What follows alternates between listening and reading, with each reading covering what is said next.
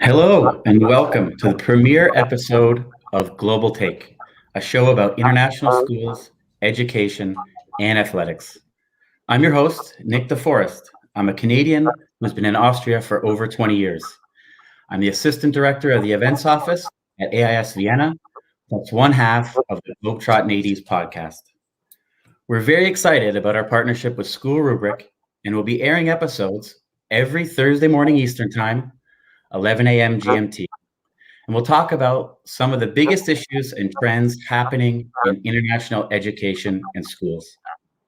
On today's episode, we'll be talking about homestays versus hotel stays for students when they travel for competition and events. It's a topic that a lot of international schools are thinking about, especially in light of the pandemic. I'm excited to welcome some really good friends and colleagues from schools around the world who also partner with me on the Globetrotting 80s conferences, including the student-led conference coming up next week. We have Matt Fleming, who's in Budapest, Chris Mott, who's in Bangkok, and Dave Horner, who's in Belgrade. Before we jump into the topic, I'd love for each one of you to share a bit more about yourselves, where you are, current role, and a bit of a background. Matt, why don't you kick us off? Okay, thanks, Nick, and really happy to be here, part of this episode, and appreciate having you on. And as always, great to work with you. So my name is Matt Fleming. I'm originally from Akron, Ohio, in the U.S. I've been overseas now since 2001. I've worked in the International School of Latvia in Riga, Latvia. I was there for a while, and I've been in Budapest here in Hungary since 2008, working as the athletic director here at the American International School of Budapest. So happy to be here once again. Thanks a lot.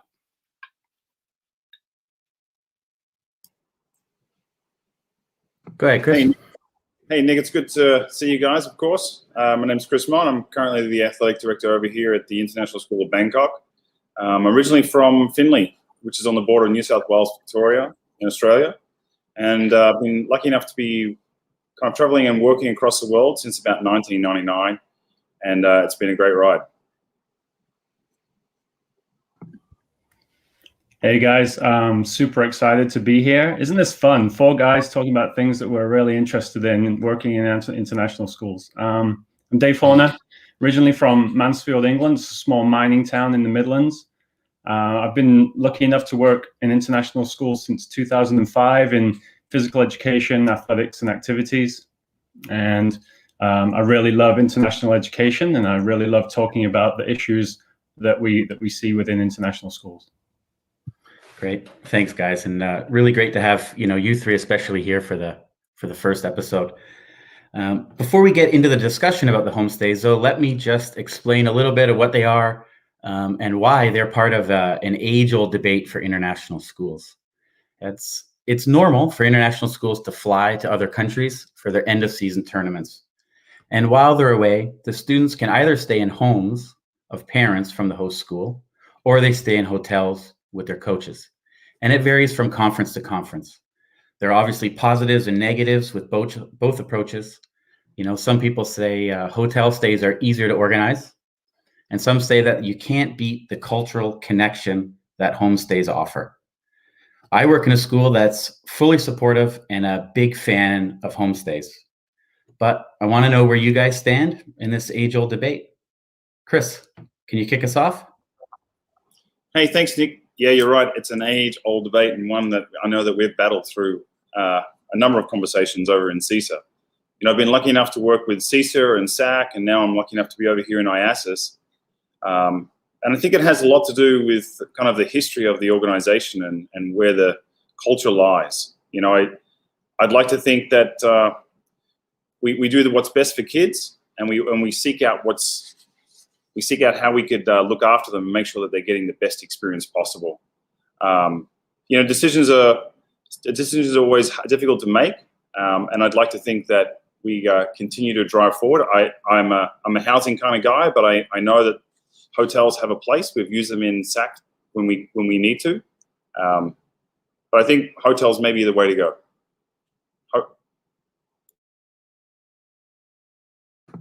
Great. What about you, Matt? Yeah, I think it's something that's super valued in our CISA organization. It's a huge part of our program. Here at our school, having the housing program is a major part of kids being able to participate in our athletics and activities program. I like to call it our currency. So like we don't charge extra for participation in these programs, but the families have to agree to house when we host tournaments, because a lot of these kids are going to go away for tournaments and be housed accordingly when they go to the various cities for these tournaments and events. And from a personal perspective, I'm definitely of the opinion that we should fight for keeping housing as much as we can, because of the connections that kids can make.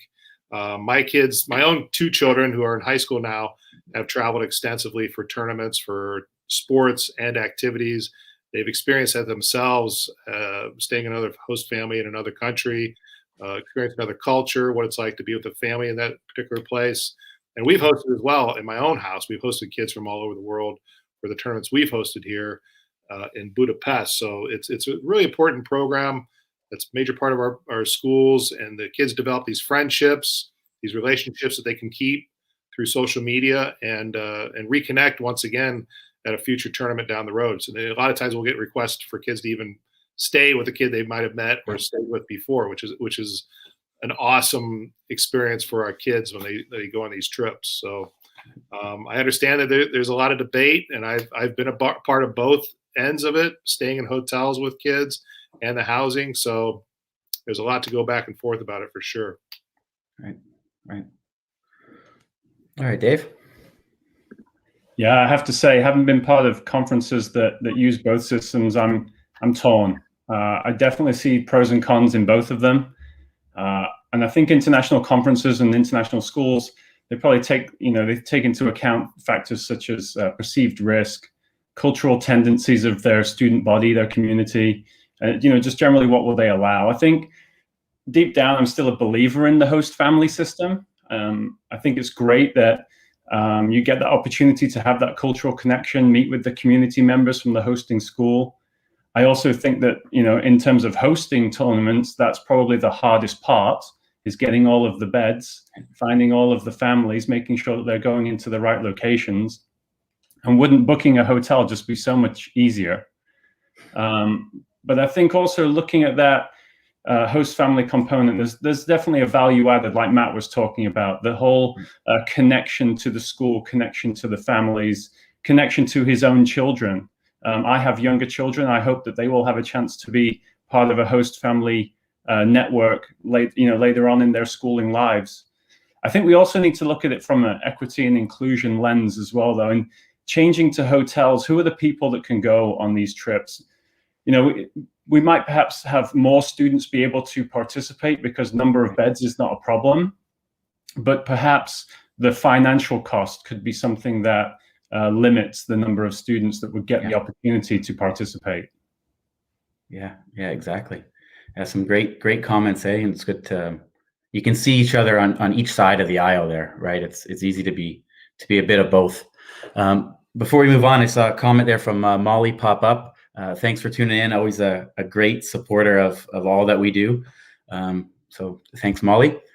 And we've asked some of our international school colleagues to submit questions just to guide the rest of our discussion. So let's take a listen to our first question of the day. And it comes to us from Mike Denef, the Athletics and Activity Director at AIS Dhaka in Bangladesh. Hi there, Mike here from the American International School of Dhaka. I have heard that safeguarding and child protection concerns have pushed some schools into hotel stays that previously did homestays. Have your schools considered this change? And what do you believe is the safer situation? Right. Awesome question. Many of the schools in Great Britain have absolutely made that change recently, right? But guys, have your schools considered changing? What do you believe to be the safest option? Jave, you jump on this one first. Sure. I definitely think that there's a perception that staying in a hotel is more of the known, safer. I'm not so sure. I think that there are some unknowns if you haven't done hotels before that maybe you haven't really thought about. Things like when you book your hotel rooms, where are they in the building? Are they located together? Are they mixed in with other third-party customers from the hotel? How many students can you have within a room? Does that leave you with issues of students being in a room by themselves? The idea of supervision constantly within rooms. Do you ask them to leave the door open? How do you get access to their rooms, while they're having their downtime, so to speak? What about access to things like swimming pools, saunas, gymnasiums, all of these kind of ancillary items that we don't necessarily think about with host families, but would be there if it was a hotel stay?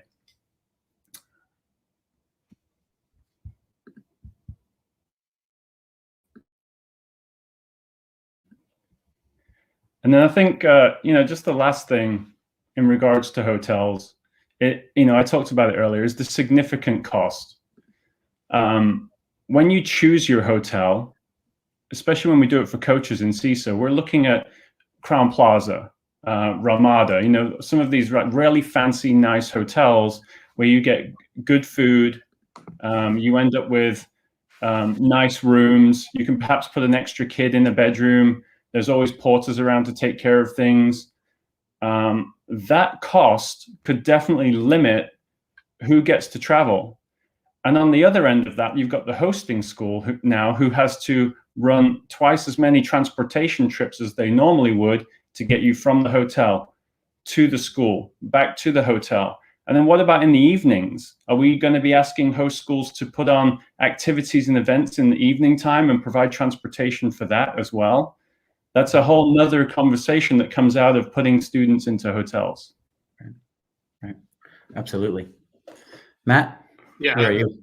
I would echo a lot of those comments. And, we've had to do that before. I've been on trips myself for tournaments and also week-long trips for ski trip, for example, where kids are in a hotel stay. So there are a lot of factors you have to consider besides cost. What's the quality of the venue you're going to stay in?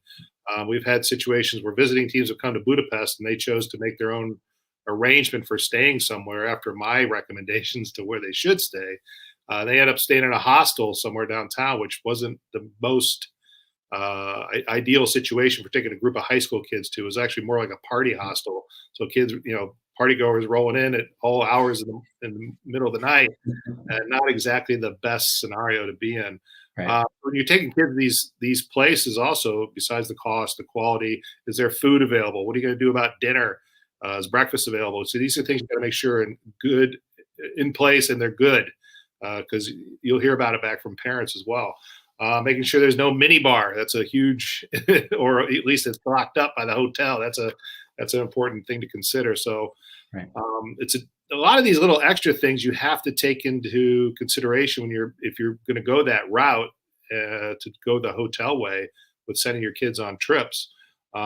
Additionally, for the host school, it's more additional planning for the logistics, sending buses to go pick up these teams at the hotel. So there's a little more extra that has to go into the scheduling. Visiting schools will have to send extra supervision folks. What do you do with the kids in the downtime when they're not in the tournament? Usually they go home with the host families. And our families are great with this. They have a lot of programs set for the kids, or they'll just let them chill out back home and play some video games or whatever after dinner. So that's an important thing to consider too. What do you do in the downtime? You got to take them out for a walk. Which is a whole nother layer of safeguarding, which needs to be considered. Right. Absolutely. Chris? Thanks, guys. Yeah, I think Dave and Matt, great points. Like, definitely, the evenings is a big concern, and those evenings mean that your coaches or whoever your staff is are going to have to work just that little bit longer. Or are you considering taking extra staff? Like, what does that look like? Do you have two sets of staff? One staff that sleeps during the day and works all night, and vice versa. I think it's a good point also from a listener there, Sylvia. She talked about it's not just hotels, it's also gymnasiums and other venues where people are staying or putting their kids. And I think, I've seen them in classrooms. So I think, one of the points of the question was safeguarding. Like, what about that safeguarding? And it's an age-old debate for me. It's, what is safer for kids? Is it to be in a hotel? The hotel influences, like Dave pointed out, could be other guests, but it also could be the kids kind of from your own school. I stayed in a hotel recently for a soccer tournament. It wasn't just our kids, it was the kids of our school and 3 other schools. What else is happening during that time? One thing I did notice that when we were in the hotel, though, was trying to manage the food and trying to manage where people are going and what they're doing. You've got dietary restrictions, you've got, so many things that you need to concern yourself about, and I think that's a real concern. Yeah, absolutely. We saw a comment pop up there from John and ASP that they're looking right into this, into making the switch. So, but yeah, great discussion. I really believe that both situations have their issues, but for me, the community building that homestays provide to host and visiting schools far outweigh any safeguarding concerns, and concerns about how much work that they take to organize. It's just such a positive atmosphere when we get to host students. So before we jump into our next question, though, I want to remind everyone that our next episode of Global Take will be in 2 weeks on February 18th. And it'd be great if you hit subscribe, like, and follow all the things that School Rubric do, not just this episode. There's tons of other shows that you'll enjoy. So check out School Rubric if you haven't yet. And let's move on to our second question for today. It comes to us from Claudia Area, the Director of Athletics and Activities at the Escola Americana in Rio de Janeiro, Brazil. Hi, this is Clau from Escola Americana to Rio de Janeiro, and I have a question for you. I am a huge believer of homestays when our students travel. I love the international or cultural exchange that takes place, the bonding between our students from the different schools, and I'm a bit worried that the pandemic will be the end of housing. Do you think that after this is all over, we will go back to homestays? Yeah, great question. Thanks, Claudia. And it's really on the tip of many tongues right now. So, Matt, it's your turn to kick us off. Yeah, it's a great question, and it's such an unknown at these times. Having just had a CISA meeting this week with other activity and athletic coordinators in our region. So I think first and foremost, it's going to be up to government regulations from country to country. What are folks going to be able to do in your region? What are you going to be able to do in terms of travel and even getting out of your country, which we can't even do right now? So after that, once we know what we can do, that'll kind of guide from the government standpoint.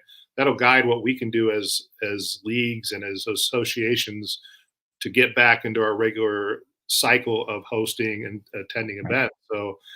So in the meantime, I think we just have to stay in touch with each other as much as we can and keep each other updated about changes and also gauging our community, working with our leadership teams to stay on top of this information that's coming out, and just see what happens, because we don't really have a case study, at least in my 20 years of international education. I've not seen anything like this. Of course, I don't think any of us have, about, okay, here's what happened, and here's the next step. Here's how it was dealt with to move forward. And we just don't have that at the moment. So it's a big unknown. And I think we're all just going to have to keep an open mind and an open heart for everything that happens, and hope for the best. My daughter's in 9th grade. She's missed out on almost a year now of sports from last year to this year, as well as my son.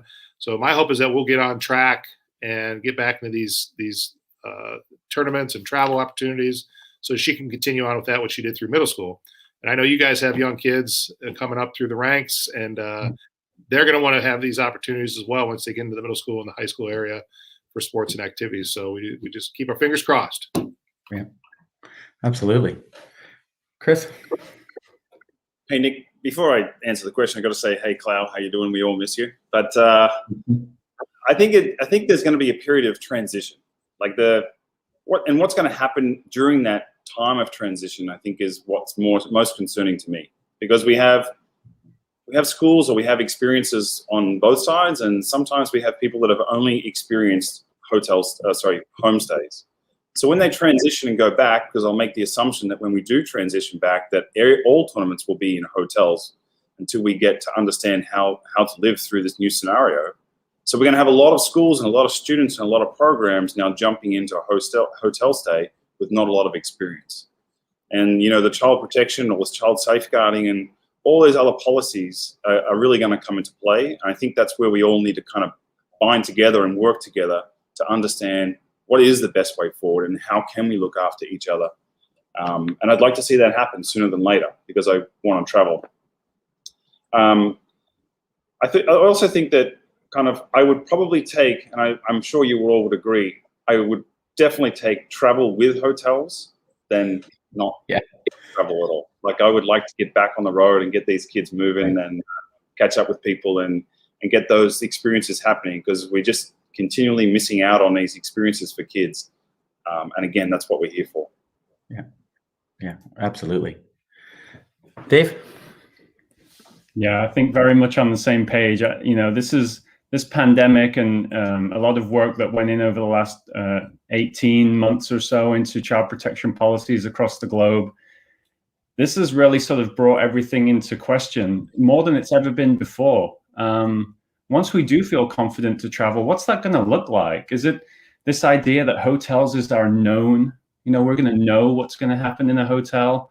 Or is it that a host family has suddenly now become unknown and we don't know what's going to happen because of this pandemic?